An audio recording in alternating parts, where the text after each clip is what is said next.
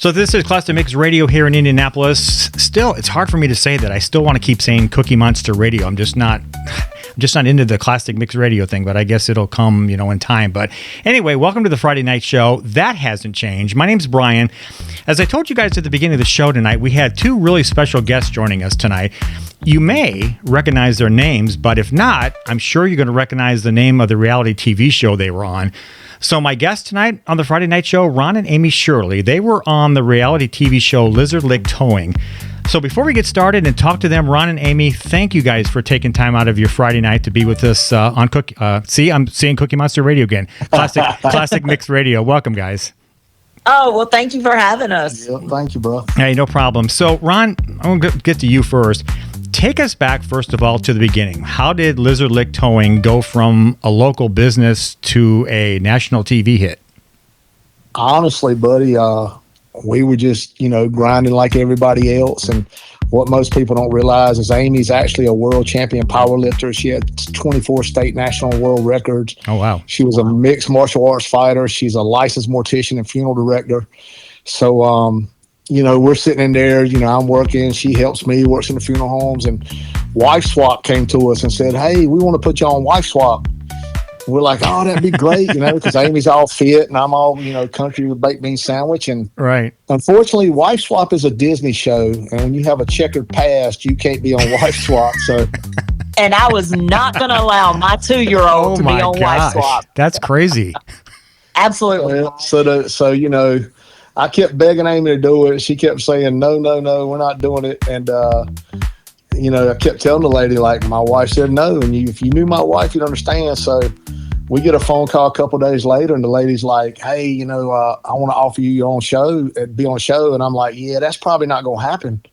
Amy doesn't want to do Wife Swap. And honestly, buddy, this lady flies out from New York, shows up in Lizard Lick in a limo.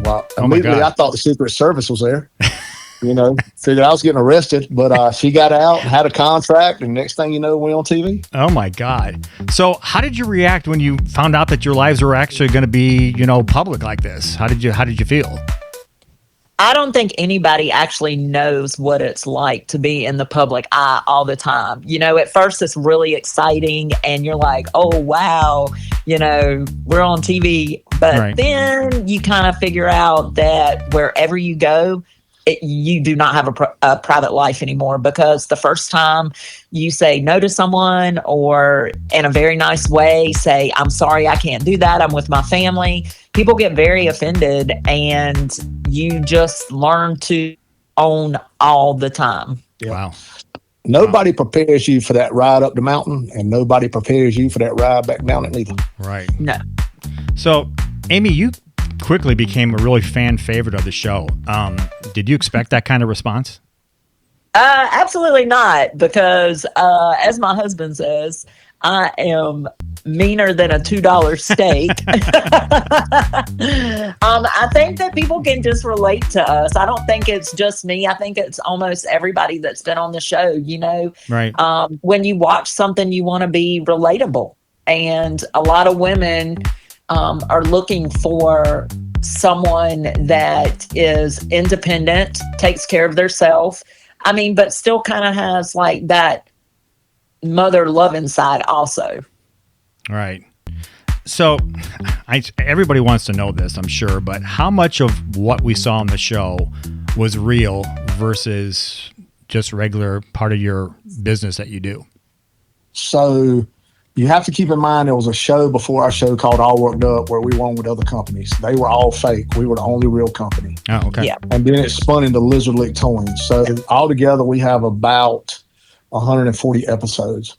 Oh. But the first season of Lizard Lick Towing was 100% real, as you saw it. Really? If you ever saw me fighting, if you ever saw blood, anybody going to the hospital, Maggie being born on the show, right? 100% real. 100% real. Yep. Wow. So the second season was probably 75-25 our way. Yep. So, people started getting hurt and, they want more. There's more liability. Yep. Right. Third season was about 50-50. And that's when the show kind of took a turn because, not trying to be funny, but if you're going to write on Chinese culture, you need to at least spend some time in China. If you're going to write about, you know, the Himalayas and climbing mountains, you need to be a mountain climber that's climbed a mountain. You can't sit in Florida and write about it and never done it or been there or understood the environment. And so by the time we hit the 4th season, they had hired some writer from Young and the Restless, and we never had scripts, but they would they would come up with stuff and not tell us and just do it. And so the last season, it was 75% their way, 25% our way. The blood was still real. You know, Really? hospital scenes were still real. Yeah, Wow. we never one time in all our shows that we use fake blood. I never, if you saw me bleeding, I literally was cut Oh somewhere. my gosh. And I never pulled a punch. You can slow mo it, fast mode it, whatever mode you want to put it in. Right. A punch was a punch. If I put somebody in a hold, it was a hold. And so that was never something that was written in or scripted in Right. or whatever. They just started doing stuff like, you know, they would do They wanted scenes more drama. where they'd have a chicken come lay an egg on a hardwood floor. Yeah, that doesn't happen in real life. Chickens don't lay eggs on nothing hard. Right. Yeah. Exactly. I'm saying, you know, and We kind of looked at them like, what is going on? yeah, That's they'd crazy. have people do stuff that just made no sense. And then the worst part was the last season they wanted to try to get AIM to cheat on me on the show. They wanted really? to try to make Yeah. my daughter, who was in college at the time at UNCW, become a heroin addict. And like they started I was trying to like, want to no. do all this Young and the Restless stuff, and we're like, "Bo, we have to live here. We Right. have to. When this is over, we're still going to be towing cars." Right. So, you know, we kind of had to just step away. And So- it was a good division. Well, that kind of leads me to my next question, Ron. What would you say is the most intense or maybe dangerous repossession you've ever done? Old ladies. Yeah, well, I mean, it depends on what you consider intense and what you consider dangerous. Like there's a large gap there. I'm gonna tell you, the best way for me to tell you is the one that sticks out the most in my mind. Is I went to repo an old lady. She's probably in her 70s, and the man told me, he said, "Look, she goes to church every Wednesday night. When she gets out of church, she drives straight home. Cars there every Wednesday night." So I said, "All right, I'll just get her at home after church." Me and Amy pull up. We hook up the car. She's about 72, can't hardly walk. She comes out. She says, "I guess you come to get my car." I said, "Yes, ma'am. You know, I'm sorry." She said, "Can I just get my Bible out because, you know, I can't live without my God?" And I said, "Yes, ma'am. I'm not about to keep nobody away from God or nothing else." And she said, "Yeah, let me just get my Bible." Well, she pulls her Bible out, opens that mug up, and she has a .32 revolver Oh, geez. cut out in this Bible. And she pulls the revolver out and points it at me. And it's a 72-year-old lady. She says, "You want to meet my God?" I said, "Absolutely not. You can have your car, your God, and your Bible." That And I is put crazy. the car down and left, buddy. Of course, I come back an hour later and got it, but Wow. I said, "No, I'm good. You and God can have your own conversation."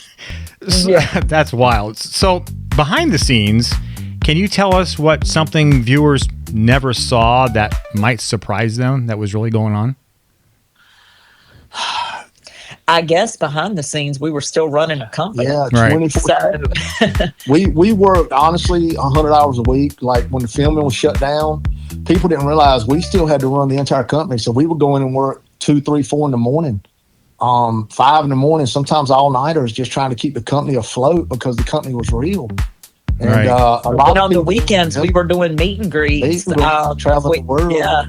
I think the So we were biggest tired. thing that you don't see is, you know, and it's not surprising, but the biggest thing you don't see is how much it made you appreciate the time with your family Right. and how much time you lost from spending time with your family. Right. So, you know, that's part of the price you pay for, you know, I tell everybody we ain't famous, we're infamous. Okay. Right. We're Billy the Kids in a world of Tom Cruises. But you know, our family is everything to us, and people don't realize how family oriented we are. And I think that's why they relate to us. So what a lot of people don't realize is that, you know, our family was everything to us. It wasn't the money, the TV, or none of that. Nothing Right. mattered more than God and family to us. The rest of it just come behind that. Right. So, hey, guys, if you just joined us, you're listening to Ron and Amy Shirley of the reality TV show Lizard Lick Towing. They're very gracious to join us tonight on the show. So we're talking to them about, you know, the business and the reality TV show. So you kind of were leading me again into my next question. So you both are not just business partners, you're married. So how do you balance work, family, and the high stress of what you probably experienced on the show? How does all that fit together? I'll be honest, and this is just my opinion. So if you'll go and not trying to promote any of our stuff, but if you watch our Facebook or our YouTube, if you watch our stuff, we keep everything balanced with God and laughter. Absolutely. So I agree. The one thing that I try to do every day is make Amy laugh 100 times. Just being stupid, because laughter eases up. We're still in tense situations every day. And I don't know if you're aware, but 4 years ago, our oldest son was murdered when he was 21. Oh, wow. Sorry. Yeah, he was shot 20 times. They shot at him 20 times in a car at a balloon release for one of his buddies that died. We just got through with the third killer in court. So the last 4 years have been just really stressful on the family, and still doing what we do, still making social media, still working, etc. But, right. I think keeping God at the forefront, and then humor. I think that making your wife laugh and her making me laugh and us making the kids laugh, in bad times, laughter really does change things. And I think that what keeps us together is we're just us. We don't try to be anything other than what we are and who we are. So I don't know if you can share this with her or not, but I'm going to ask anyway. What happened to such a popular show? Why did it end? Can you share any of that with us? A lot of it was because we refused to do what they wanted us to do. Okay. So I actually had in my contract a moral clause, and it basically stated that if it was morally against my morals or my code of ethics, that I didn't have to do it. Mm-hmm. Towards the end, what they decided to do is, since I refused to do certain things like cheat on my husband, they would take it back to edits, and they would make the cuts and the edits appear to make it, when you watched it on TV, it was like, oh, what is this? Right. Is she actually cheating on her husband with her MMA trainer? Yeah. When that started happening, that I got really upset about that, because like Ronnie kind of touched on a little bit earlier, at the end of the day, I'm still Amy Shirley. You're the one behind the camera. I'm the one in front of the camera. And people are still, whether they, for whatever reason they watch the show, whether they want to believe that it's 100% real or it's not real or it's fake or whatever they want to believe, I know in my heart what it is. Right. And I'm just not going to do something like that. So I think with them pushing against us and us pushing against them, saying, hey, we're not going to do this and what you're doing isn't right, it just kind of, that's where we kind of left it. We basically that, honestly, they got so mad with us after we walked away. The production company filed bankruptcy and refused to pay us. Oh, geez. Yes. And I'm not trying to be funny, but we could be living on an island right now somewhere with all the residuals, because people don't realize the show's in 16 countries and 6 languages. Wow.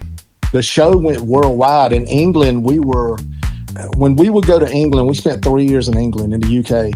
And honestly, when we would go there, the meet and greet lines were 9 to 10 hour waits. Jeez. And I'm talking about, I've never seen anything like it. We had to have full-time security. We had a ball because we're just, like I said, we're countries of baked bean sandwich. But, we actually went over to England and did another show, Ronnie's Redneck Road Trip, which blew up. But buddy, I'm a mama's boy. Amy's family oriented. We can't live in England, have children over here. So we said, hey, let's give all this up and just go back to being us. But the flip side of all that was that, honestly, me and Bobby were tight as a frog's tail, and that's watertight. And Bobby ended up marrying the girl on the show, Cassie.